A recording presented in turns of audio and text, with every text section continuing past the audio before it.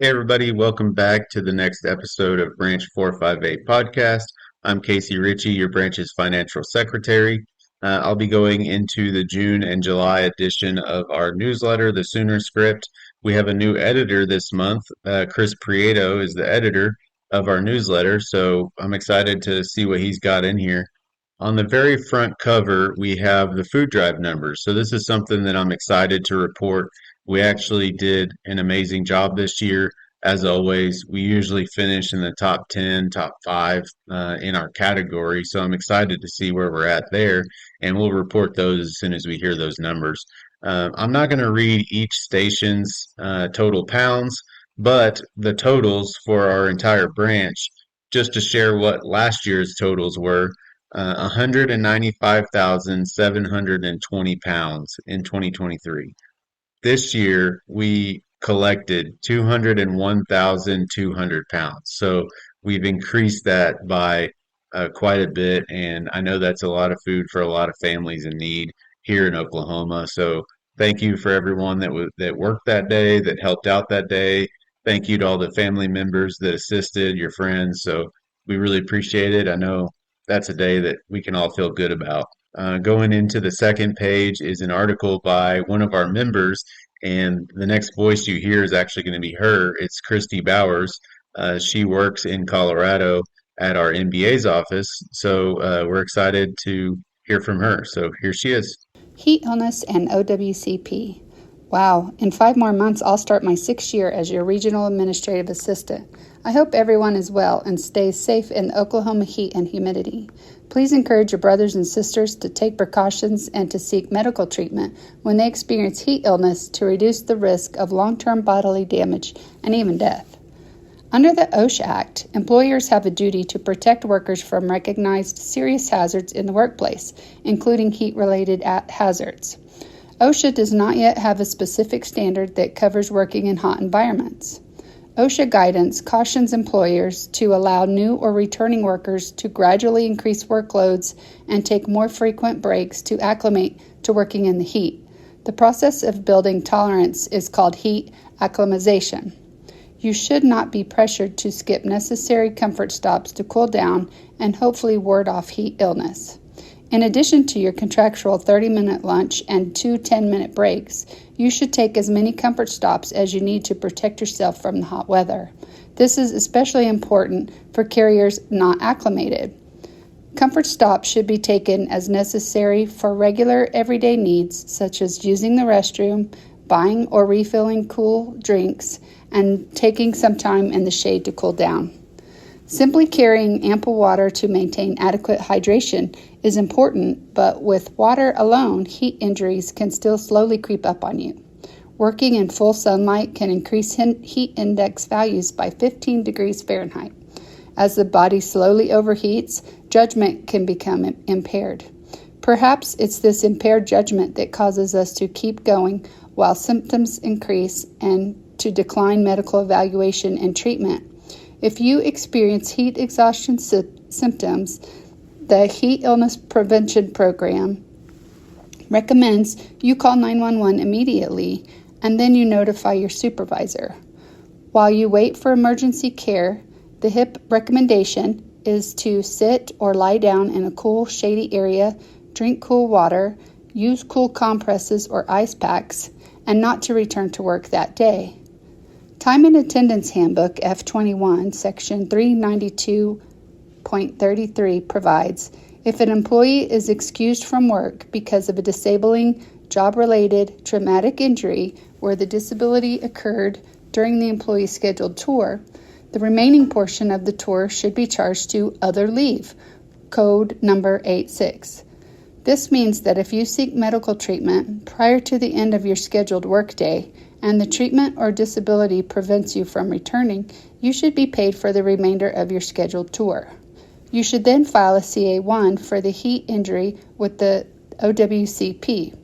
There are a range of heat-related symptoms that can affect anyone, regardless of age or physical condition. A doctor needs to list all the additional injuries consequential to the overheating, which often include heart and kidney malfunction. Please protect yourselves and stay safe. Page 3 Is a flyer about Pregnant Worker Fairness Act. It's the PWFA. So, what is PWFA? The Pregnant Workers Fairness Act, or PWFA, is a federal law that starting June 27th, 2023, requires covered employers to provide reasonable accommodations to a qualified worker's known limitations related to pregnancy, childbirth, or related medical conditions unless the accommodation will cause the employer an undue hardship. An undue hardship is defined as causing significant difficulty or expense. Reasonable accommodations are changes to the work environment or the way things are usually done at work. What are some possible accommodations for pregnant workers? Being able to sit or drink water, receiving closer parking, having flexible hours, receiving appropriately sized uniforms and safety apparel, receiving additional break time to use the bathroom, eat, or rest, taking leave or time off to recover from childbirth, being excused from strenuous activity and/or exposure to chemicals not safe for pregnancy.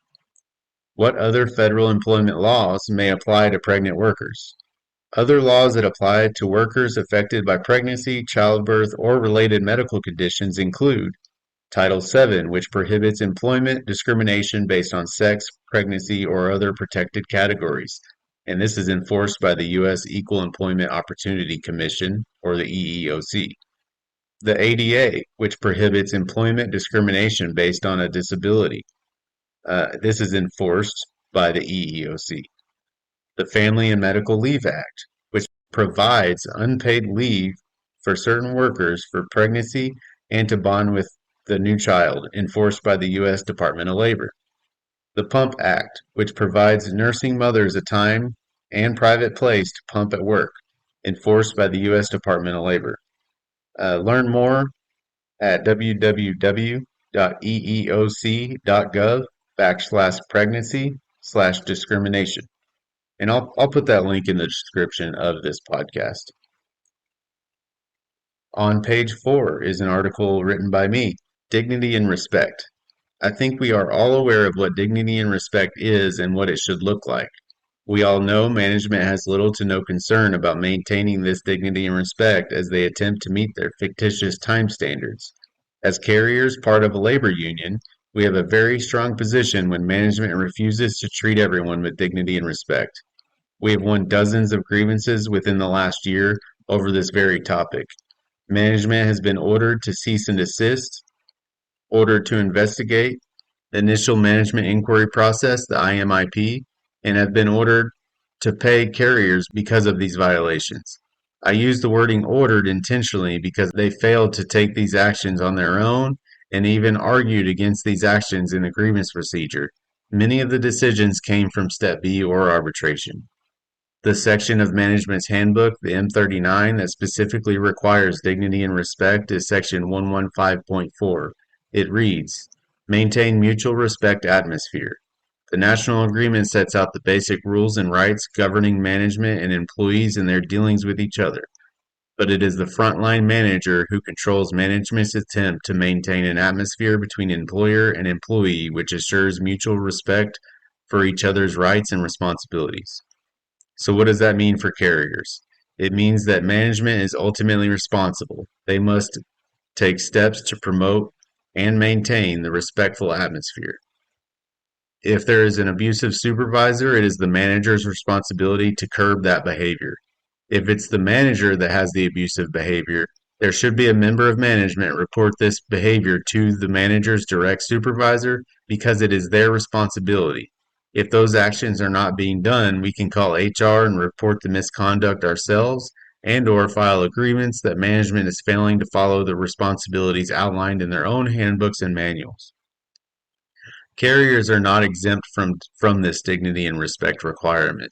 The ELM outlines requirements for all employees to treat each other with respect.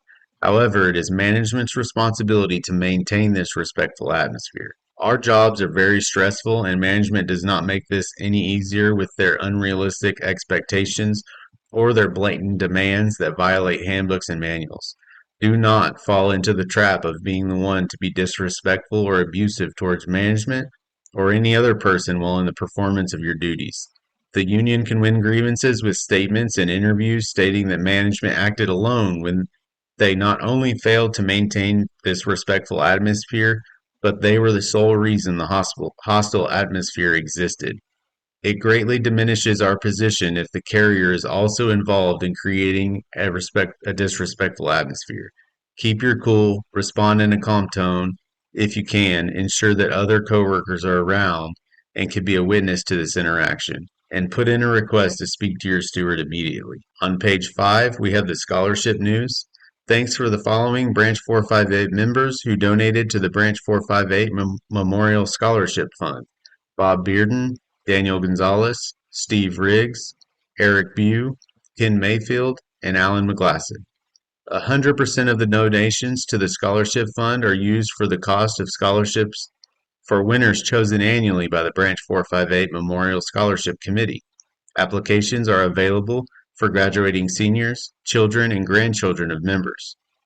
Towards the end of the calendar year are generally due by March 31st of each year. To date, Branch 458 has provided scholarships to more than 25 students that are children of our members. Next on that page is a slip that you can cut out and send back. You can mail to the hall if you'd like to donate, or you can just include a check and then put in the memo that it's for a scholarship donation. Next, we have a membership report. It's all the brand new members to our branch, so we welcome all of the members into Branch 458. The memorials. James Wright passed away on April 13th, 2024. He carried out of Southeast Station. Elder Carson passed away on April 18th, 2024. He's the father of Brother Eddie Carson at MLK and Brother Eric Carson from Center City. Barry Brady passed away on April 28th, 2024. He's the son of Brother Pat Brady, who's retired from War Acres. On page 6 and 7, we have the June and July birthday calendars. So happy birthday to anyone that's listed there.